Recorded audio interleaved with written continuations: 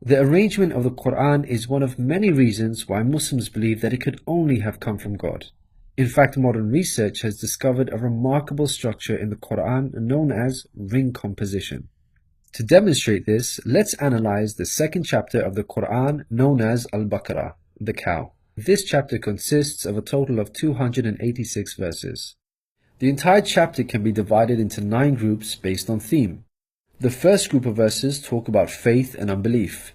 This mirrors the theme of the last group of verses. The second group covers God's creation and knowledge.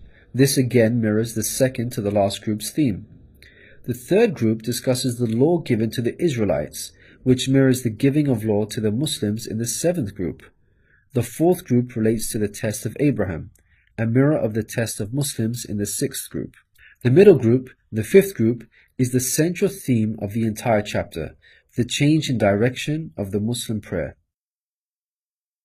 We have made you believers a middle nation, so that you may bear witness to the truth before others. We only made the direction the one you used to face in order to distinguish those who follow the messenger from those who turn on their heels. This turning point was the change in direction of the daily prayers from Jerusalem to Mecca, which represented a big test for the believers. We find the mention of this important turning point in exactly the middle of the chapter, the 143rd verse. Moreover, this verse even contains the word middle. Together these 9 groups form a giant ring composition. As you can see, ring composition is structured as a sort of circle, with the central meaning placed at the center. You can think of it in terms of a mirror. So ring composition is the equivalent of putting a mirror in the middle. What is mentioned in the first half will be reflected in the second half. Things can be taken a step further. If we examine these 9 groups, we find that they each contain sub-ring compositions. So what we have is rings within rings. For example, here is the 8th group with the theme of God's creation and knowledge. We can see that the beginning and the end both have the themes of giving and charity, and the central theme of God's power and knowledge is placed in the middle. Things can be taken further still.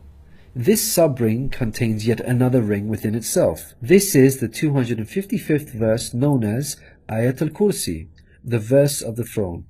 Just like the chapter which contains it, the verse of the throne can be divided into 9 groups based on theme. The first and 9th parts each mention God's personal names. The 2nd and 8th parts both state that God never tires. The 3rd and 7th parts describe that God owns everything in the heavens and the earth. The 4th and 6th parts make it clear that God has total control over us and we are dependent on Him. Notice that the middle of this verse mentions before and after, which could be yet another allusion to the mirroring of ring composition. It's worth highlighting that not only does the verse of the throne contain its own ring composition, but it is also positioned as a sub-ring within 2 larger rings, a concentric ring composition. We can see that this chapter of the Qur'an is marvelously designed, being precisely and tightly arranged according to the principles of ring composition. This precision in arrangement is in fact astonishing when we consider the timing of the revelation of these verses. To appreciate this, let's consider the analogy of building construction. Imagine you had the task of building a house. Rather than waiting until you receive all of the materials and then drawing up a carefully thought out design plan, you instead decide to proceed without complete knowledge of the constituent parts, constructing it piecemeal, adding to it bit by bit as and when you receive the individual materials. What are the chances that this approach will result in a well-constructed house? Unlike an organized approach where each part is placed in its best possible position according to a design plan, instead you have a situation where it seems each part is placed arbitrarily, depending on the order in which the parts were received. In such circumstances, you would most likely end up with a very poorly designed house, liable to collapse at any time. It is highly unlikely, perhaps even impossible, that this disorganized approach would end up with the same stunningly designed house as an organized approach. Yet this is exactly what we find with the Qur'an's structure. The builder in our example is the Prophet Muhammad, peace be upon him. The house that he began to build since its first verses were revealed to him is the Qur'an. The rooms and bricks in our construction example are its chapters and verses. He can never have a design plan in place for the Qur'an because the revelation of many of its verses depended on events that were out of his control, such as the social developments and challenges that he faced throughout his prophethood. For example, believers would come up to him and question him on a particular matter, or his enemies would challenge him. The responses in the form of revelation would then descend on him, addressing the specific situation that he was facing. How could Muhammad have devised such an intricate plan when he could not predict the events that would dictate the revelation of verses? Such an arrangement would have to be planned in advance, but this was not possible due to these events being out of his control. What this demonstrates is that the author was someone who could predict the future. Possessing knowledge of the unseen is a quality of God, not human beings.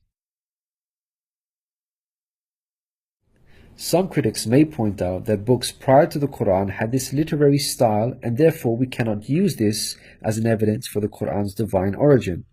However, comparing the Quran to other books is like comparing night and day for many reasons. Firstly, Prophet Muhammad, peace be upon him, was not a poet nor did he have any literary reputation. In fact, like many people at the time, he could not read or write. Secondly, most people would assume that the Quran is arranged chronologically, starting with the first revealed verse and ending with the final revealed verse. This is the order in which books are typically written, in a logical sequence starting with the beginning, then the middle, and finally the end. But the way the Quran was composed is unlike any other book. Al-Baqarah, the chapter of the Quran that we have covered, was not revealed starting with verse 1, followed by verse 2, then 3, and so on. Rather, its verses were revealed out of sequence, over a span of many years, and interspaced with the revelation of verses from other chapters. The Quran's unusual manner of revelation makes implementing ring composition much more difficult than conventional books. Thirdly, conventional books follow an editorial process by undergoing multiple stages of editing, which allows the author to gradually refine the text over time. However, the Quran did not undergo an editorial process. Prophet Muhammad, peace be upon him, would place the verses in their positions as soon as they were revealed to him. With each new verse, he would not go off and review what had been previously revealed to see where he can position them in order to maintain a ring structure. Rather, spontaneous revelation was immediately followed by the placement of the verse, its position fixed. When we look at the history of the Quran's compilation, there is not a single instance of a verse being moved around in order to make it fit a ring composition. Fourthly, achieving ring composition in conventional books is much more feasible as the author has complete control over the content, allowing them to plan their structure ahead of time.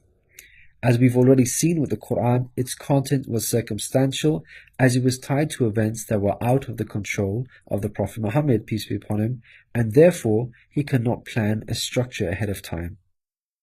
Fifthly, the Quran was first revealed as an oral recitation, not in written format.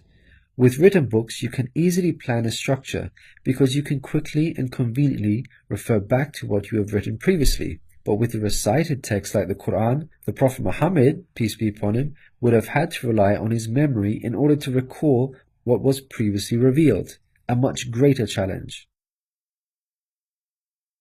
In light of all these difficult circumstances, wouldn't you expect the Quran's structure to be jumbled? What we find against all odds, however, is that the Quran contains a remarkably sophisticated structure. The circumstances of the Quran's revelation, together with its precision and harmony, represent a compelling argument for its divine origin. Your companion is neither astray nor being misled, nor does he say anything of his own desire. It is no less than inspiration sent down to him.